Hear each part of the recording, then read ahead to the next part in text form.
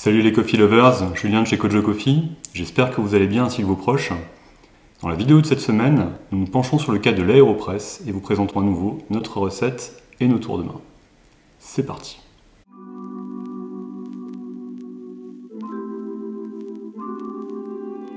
En fait, cette recette a une histoire, et là c'est un peu la séquence émotion qui démarre. J'ai rencontré Pierre à travers cette recette avant de le rencontrer en personne.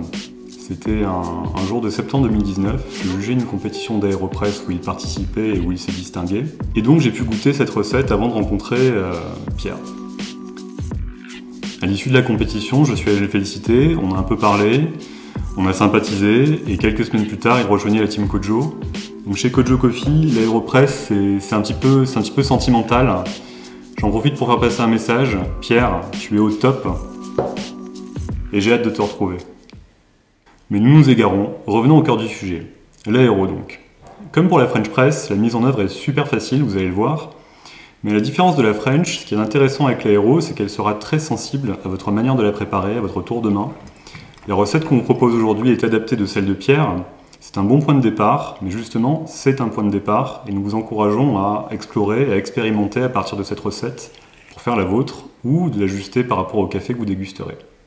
Je ne reviens pas ici dans le détail sur nos 4 fondamentaux présentés la fois dernière, mais ils restent ici entièrement valables.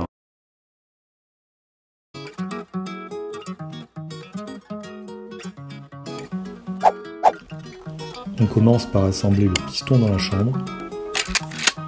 On dose ensuite le café.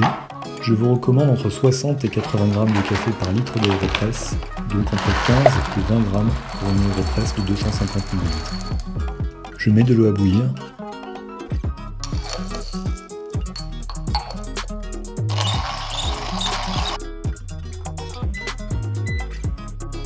On positionne le filtre papier dans le capuchon et on va rincer celui-ci à l'eau chaude pour permettre au filtre de tenir en place et éviter que l'infusion ait un goût de papier.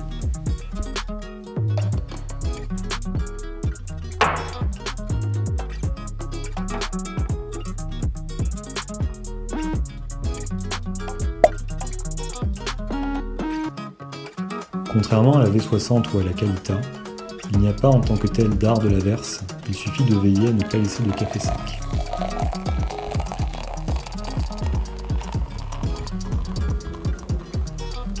On utilise la spatule pour agiter le mélange eau-café.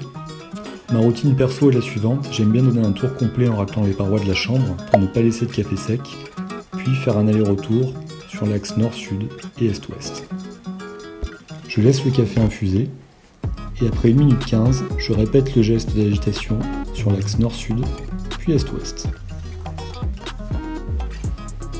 Je positionne enfin le filtre.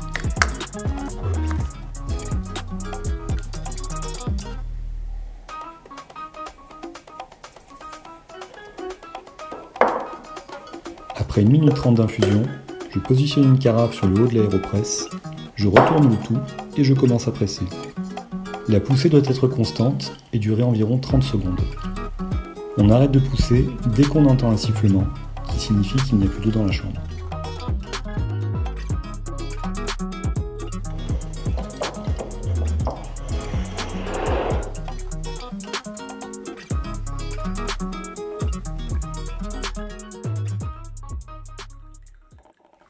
Bon, assez bossé, on goûte maintenant.